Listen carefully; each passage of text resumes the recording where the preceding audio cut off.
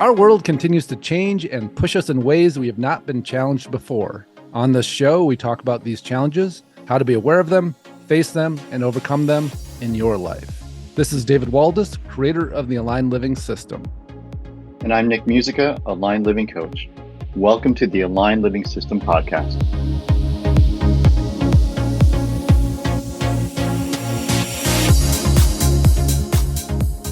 Welcome to the Aligned Living System podcast. This is David Waldas here again with James Davis Massey. So this is segment 2 of 3 about James' experience going through the 10-week program with Aligned Living and with me and what he's experiencing. We're putting these in a sequence of 1, 2, 3. And so we're recording them, several weeks apart. But I thought it would be a lot more interesting for the listeners and viewers to just see them back to back. And so it's been a few weeks since we sat down and did the podcast. And so, James, you just finished week 7. So we're actually going to do the 8th session today. And something really interesting happens usually at week 7, where there's something that just kind of locks in for people. And I think there's this kind of lull that happens right before week 7, where people are like, yeah, I'm not really sure what changed. I don't know if it's almost like we have this amnesia and we forget how we were, and we just get so settled in, because a lot of the Aligned Living work is about settling into our center channel, having the reference point from here out. And when our reference point's out there, we're always watching the moving parts and we're always feeling the difference between out there and us. But when the reference point's here, when we start to get used to it, we can shift a lot without realizing it, because we're the point where it's all starting. But when our reference point's out there and we shift, we really notice it. And so there's this kind of funny thing that happens for people right around weeks 5 to 6. And then it seems to correct itself at week 7. They go, oh, now I'm seeing the reflections back and I am feeling all the stuff that's shifted. So little intro. Welcome, James. Great to see you again. Thanks for coming on. It's good to be here. Segment. Yeah. So let's, I'd love to hear, let's start with that reference point of when your reference point is you at a different level that it was. Does that theory work for you? Does that match up with your experience? No, thank you. No, it's interesting because just reflecting, kind of going back even 7 weeks, or and just knowing where my reference point was 7 weeks ago, like really always scanning the environment for like connection and allowing the needs of others in the external world to drive me, versus saying, oh, what do I need and what do I want to do and how can I support whatever's going on in the environment, versus letting that drive my actions. And it's definitely been, I'm definitely a pleaser, as we've talked about, and very empathetic. And so wanting everyone to be happy you and are, connected, or you and were feeling connected with others. I was. Yes, thank you. There's oh, that's a good call out, because again, like our reference point of ourselves, like the identity piece is a really interesting part to wrap our head around, because we often keep and this is how we usually realize how much we've changed. We refer to ourselves as we've known ourselves, and then we go, wait a minute, that doesn't match up. So so you were telling us about how you were. Is that the people were? How I was? Yes, I was definitely. But and prior to this, my mindset knew this, right? Yeah. But how do I shift? Right, that's the thing, that it's like, how do I shift to not do that? And I think it's like, well, I can be aware of my thoughts, but what I've loved about Aligned Living Systems is giving the tool. It's not even a tool; it's an awareness that comes from with myself. But where's my locus of control? Like started out. Where's your sense of like, self? where am I getting that? Yeah, sense of self. It's coming from inside me and not from the external environment as much, right? I think like you and I talked about, it was like the percentage has changed. Absolutely. Yeah, that's great. Yeah, I mean, that reference point piece I think is huge, and because it's all our identity. And if we're referencing ourselves out there and the way people are responding to us, our identity shifts and becomes very fluid with what we're experiencing, and then we reclaim it, and then we push back, and then we reclaim.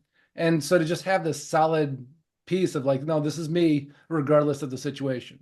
And again, so it's not perfect, right? It's just how quickly can we right the ship? How quickly can we recognize that we're referencing outside of ourselves, and then bring it back to referencing back here? And the more time we spend there, the more it stabilizes how we show up in the world, how we see ourselves. And then our identity starts to match up with that. And I often talk about like our emerging self. Like there's a part of us that's been so overwhelmed by the outside world and so overlaid by the outside world that deep down inside, underneath all those layers and coping mechanisms and responses to everybody else and the traumas and all that, is us. And so as we reference here, we start peeling off all those layers because we don't need them anymore to stay safe, to protect ourselves. And then we start to emerge. And it's funny that we make statements like, oh, I'm like this. Wait a minute. No, I'm not. You know, I used to No. be. Yeah. Yeah, it's pretty. One thing, what I love about that awareness is like, if I'm choosing to be a pleaser, it's not my coping anymore. It's me. Like you said, it's not a coping mechanism or a layer of me anymore. So it's like, how do I be intentional about if I am pleasing? It's really an intentional way of showing up. Yeah, and it's often out of care, right? Not out of impulse. And I think when we're Yes. referencing externally, like we can feel what they need, and we feel the discomfort inside of us. And so just like with our own discomfort, we impulsively respond. We don't think about it. We don't go, okay, here's what this person's wanting from me or needing. Do I have time for this? Like, is this the priority right now? How do I want to engage with this? We just go, oh, we have a problem. Right? We have something going on. So I better get involved versus, okay, this person has something going on. How do I want to engage with this? And the choice point becomes available as opposed to this impulsive, the we, right? And then the hijacking of what I was doing. Yeah, well said. I think that's that awareness.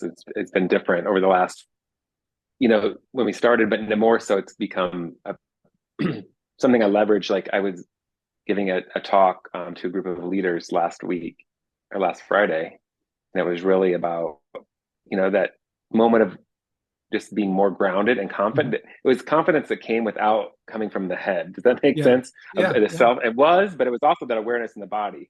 Like I was in my feet, in my body, in my legs, so I felt secure and safe and confident without, And this is interesting. the anxiety that may have come before.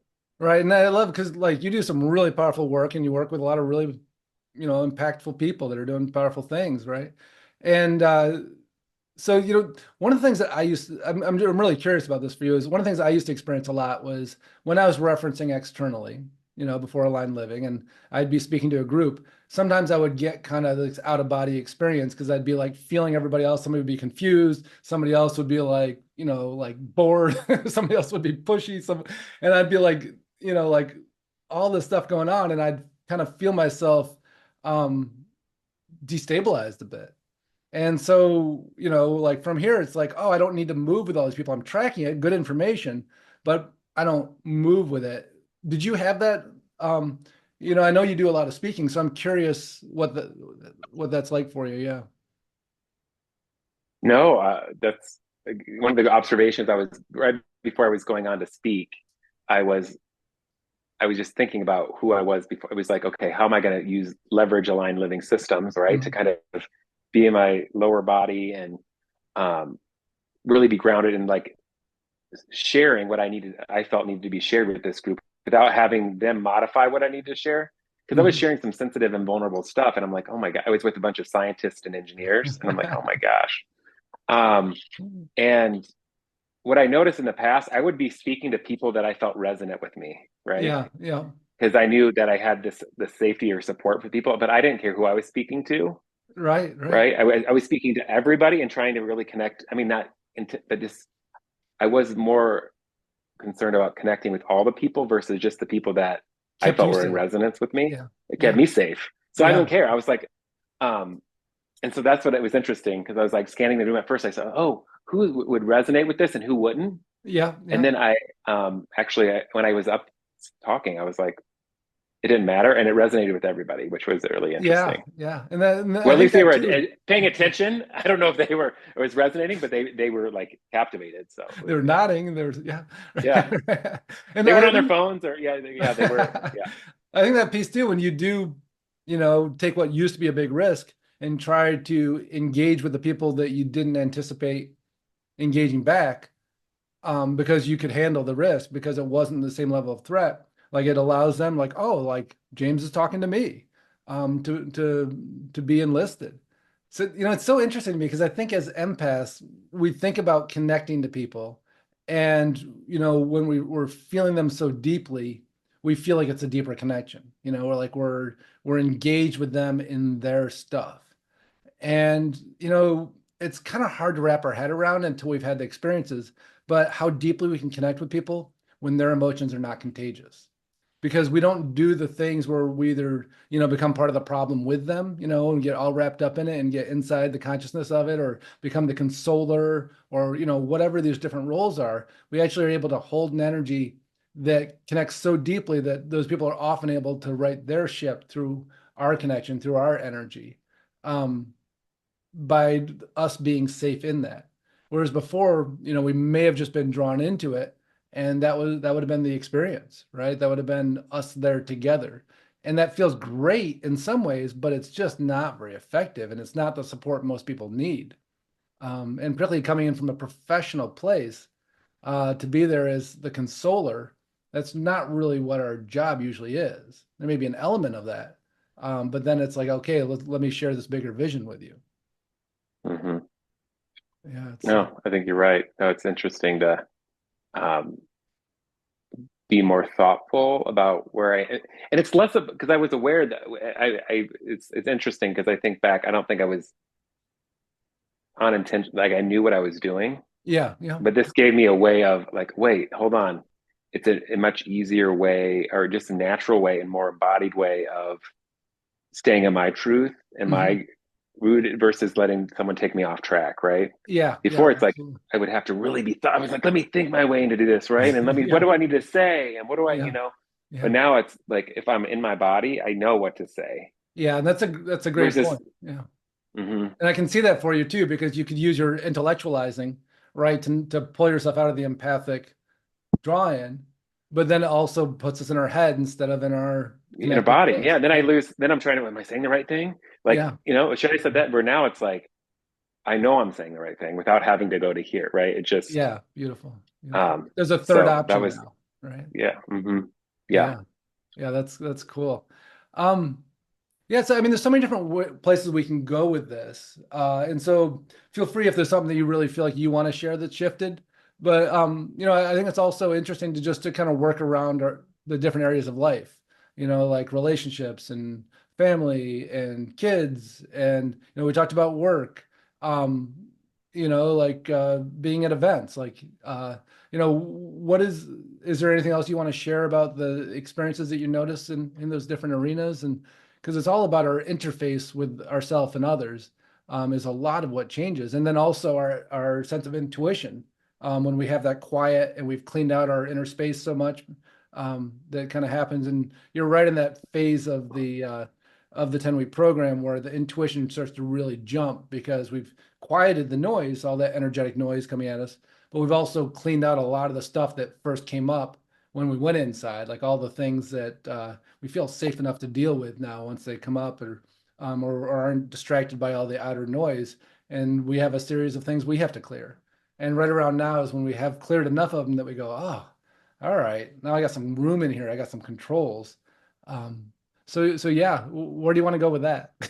No, I think, there's two things that stick out. One is we were invited this weekend to a fall party at one of our friends' house. It was a kids' party and have an 8 and a 10-year-old, and there was adults there, and I normally would want to make sure said hello to all the people that I knew there to make sure I felt okay and probably they felt. I don't know what it would be, but I almost felt like I came off a little cold because I was like I don't.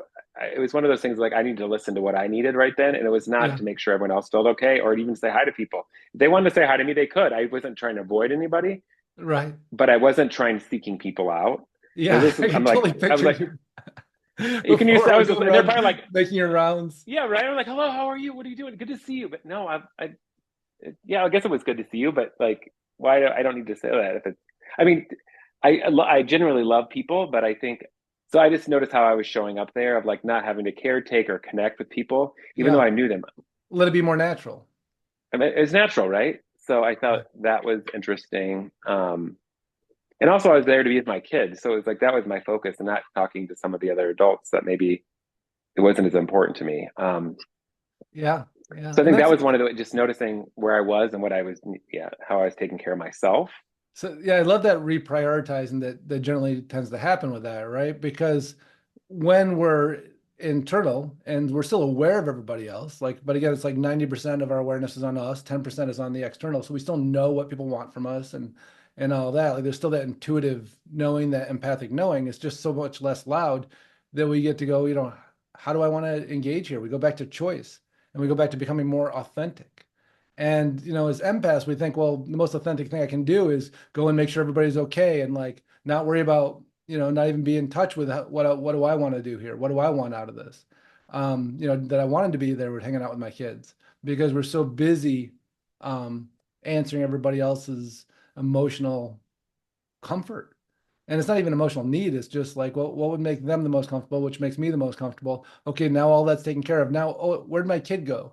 Right? Like, um, just what it requires of us as empaths when we're operating externally is we're just I would say like we're hijacked, but we're giving it away, and I can see how what I just said might sound a bit offensive to people who are empathic to go, "Yeah, that's not what I'm doing," and I would have probably felt the same way, right? I would have go like, no, I'm completely choosing that because I want that. um, and there's a point where we go, well, what if I'm not responsible for them? And we've just never known that feeling. And we go, Mhm. well, I don't really feel responsible for them, but I'm responsible for myself. But if they're uncomfortable, I'm uncomfortable. And so I'm not really being responsible for myself. I'm being responsible for them because their discomfort's making me uncomfortable. That's And right. then we Yeah. clean all that up and we just go, well, like, what do I want? Like, how do I want to engage here? And we're still like empaths are kind, loving people. Like we don't stop being that. We just become more prioritized on what is right for us rather than what is, this uncomfortable, really. Hmm. No, I think those are, um, and I think what it's also, what you were talking about authentic is, I think I can come off as super warm and approachable and like engaged, or also disengaged and non-approachable when I'm feeling out. Or when you And get so pissed. I think this, I'm just done, right? Or, but I think I'm finding this new balance Mhm. between, I can still be warm Yeah. and people, it's not, when you walk past someone, you're like, oh, I'm not going to talk to them. Or we walked past someone and they're like, they're in your, like in your stuff. So I think I'm finding this new balance of like being authentically myself versus leaning in too much of the pleaser and empathy, or being too cold because I'm just totally burnt out. Right. I think Yeah. Yeah. it's, And that is the other side of it too. Is like everybody just stay the fuck away from me. yeah. I'm And like, fucking don't even talk to me. No, I mean, I know. Um, but I think the, then, if I am doing that, I know I'm doing it right. It's like I'm being more right. thoughtful about like my energetically, how am I Mhm. showing up? Yeah. Yeah. Yeah, and that was funny. I was around a new friend who was very empathic the other day, and she was just like, "All done. I'm just done." And I was like, "Oh God, I remember that. Like, I don't have any bandwidth left for niceties. Like, I'm leaving. I'm done."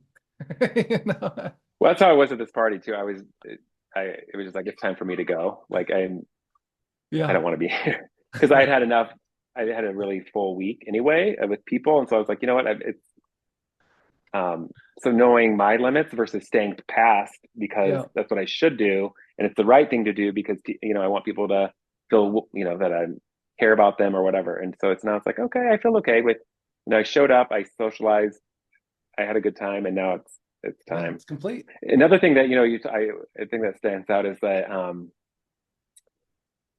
when when I Christopher came home the other day, I don't remember which day it was, but I was just Your sitting husband. down. Yeah, My husband, yeah. I was just sitting down, and he's like, "Why are you just sitting there?" And I was like, "Because I just want to sit there." He's like, "Why aren't you saying anything?" Because like I have nothing to say. It was one of those, and I wasn't, but it was one of those things that I was just like, because normally also I don't know if this is what a result of the aligned living systems or just what, but I was just like,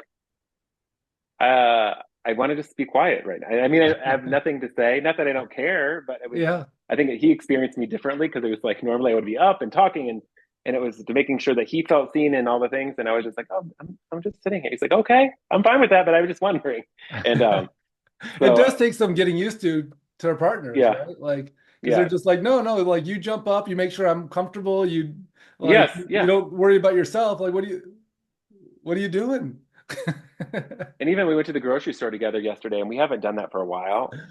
And I'm usually the person that's getting the groceries. And I mean, we divided and conquered. And I was just standing there with a cart waiting for him. And I was like, Yeah. I don't need to be doing anything. I'm just standing.